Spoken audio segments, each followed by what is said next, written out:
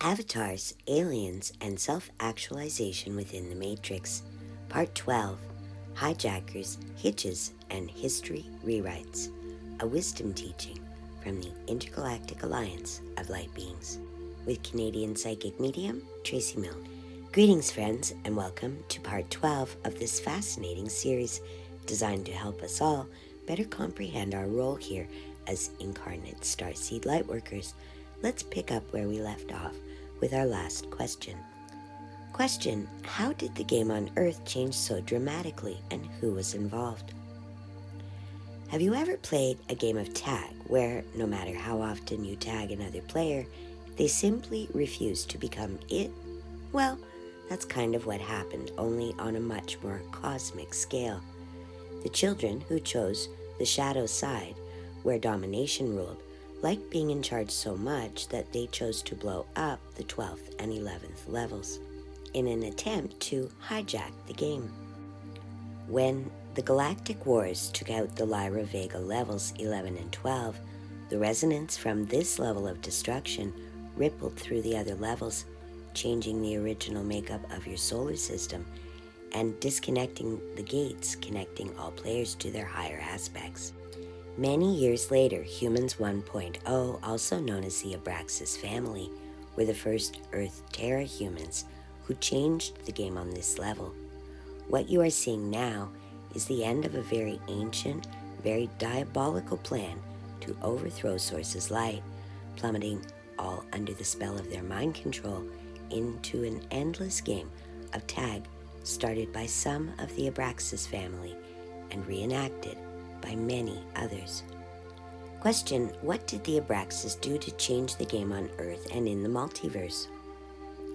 There is a rule in this universe that you cannot use the light to create darkness. There are actually quite a few rules. We know them as the universal laws of spirit. For those interested in learning more, we have an entire series of videos available.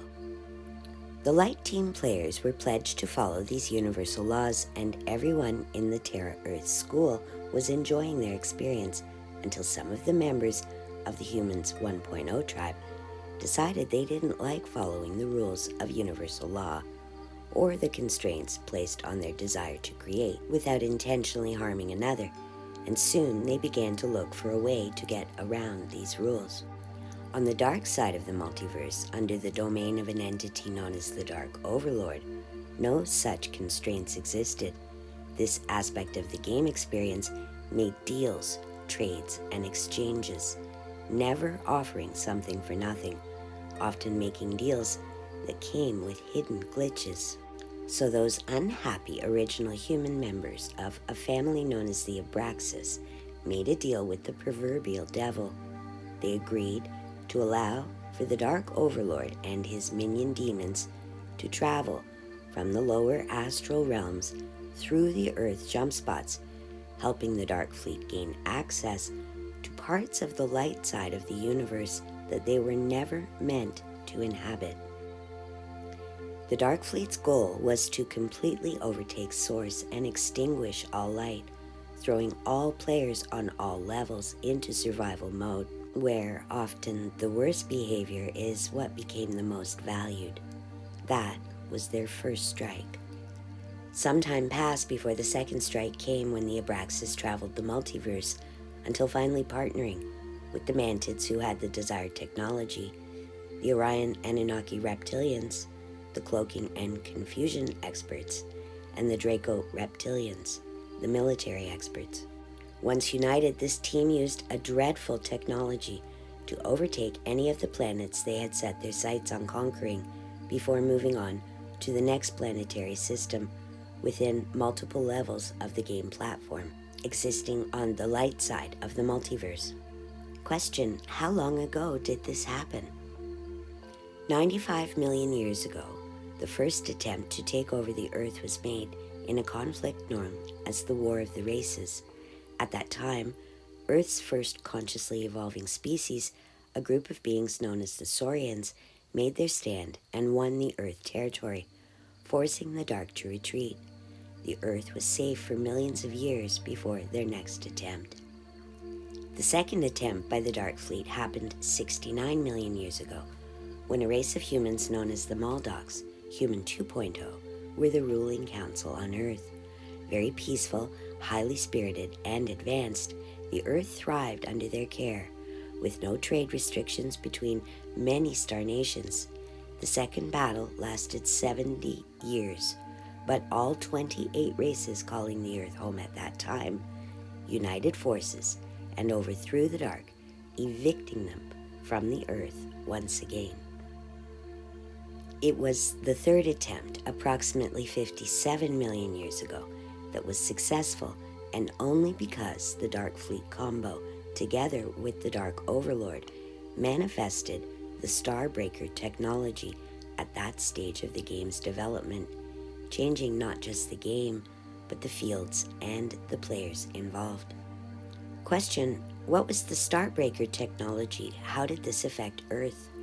The technology known as the Starbreaker was capable of extinguishing plasmatic source light from natural source-powered suns, in effect, shutting off the sun and placing those planets who relied on its light and heat to support life in danger as part of the domination program.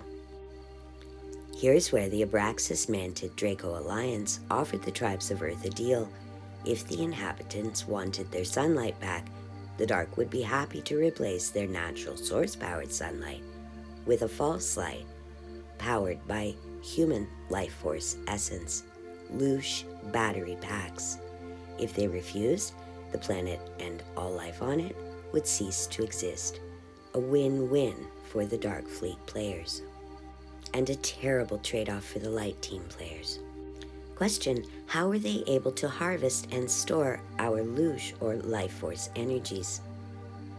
Working in conjunction with the Dark Overlord and several frequency-altering techniques and technology, the Loosh harvesting program was established on all of the planets they conquered, including Earth. This energy could be stored, sold, traded, and consumed by them and others as a way of extending their life while draining another's longevity. This orchestrated drain on humans ensured a limited lifespan, allowing Dark Fleet players greater success with their many mind control programs used as new generations were born into their newly designed parasitic system. Question: can you explain in greater detail just how they harvested our Loosh? How did they get close enough to do this? When the Dark Overlord infested 5D Terra, drastic measures were taken to quarantine its energy.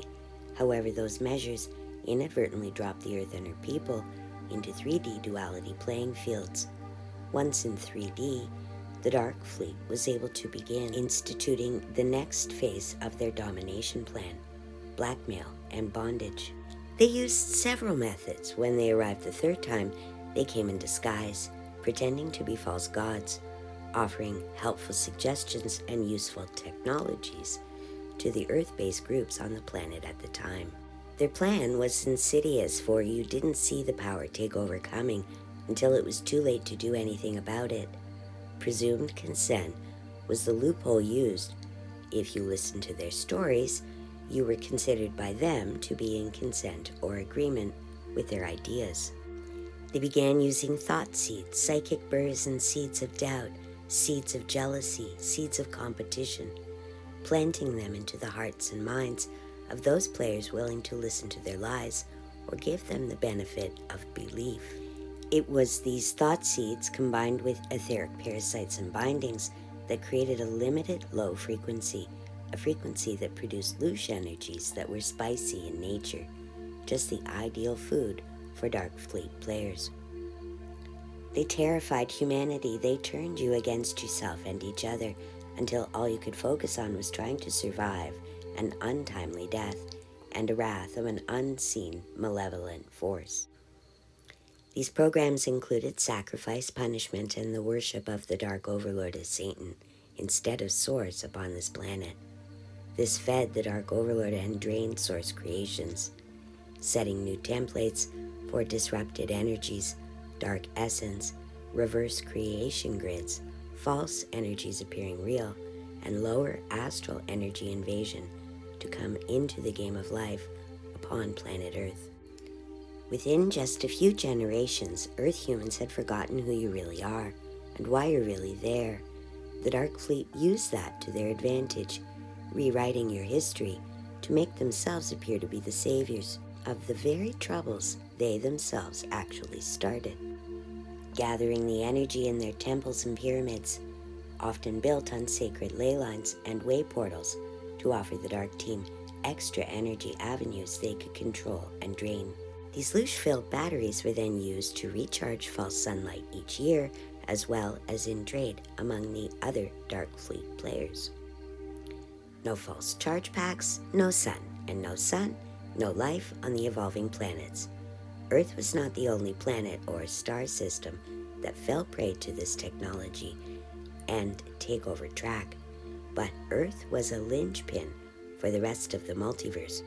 The Dark believed if they could overthrow the light on Earth, they stood a better chance of overthrowing the rest of the multiverse, and they almost succeeded, but Source Light is stronger.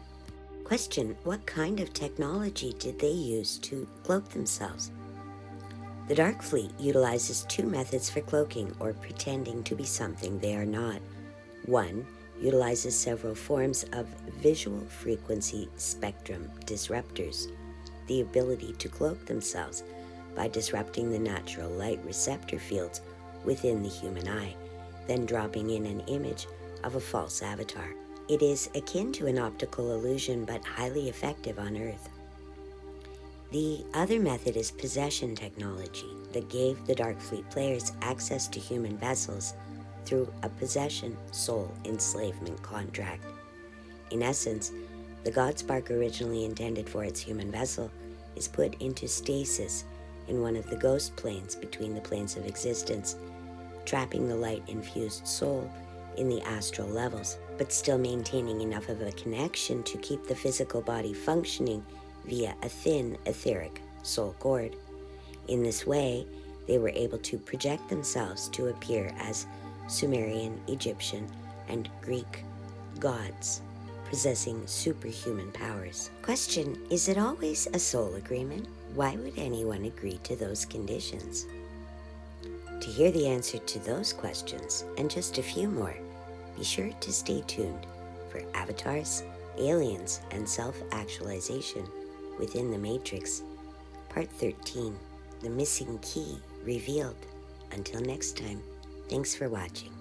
If you have enjoyed this video, check out the whole series or one of our other offerings on YouTube, or go to whatcomesnextforyou.com to sign up for your own personal galactic guidance session with Tracey Milne.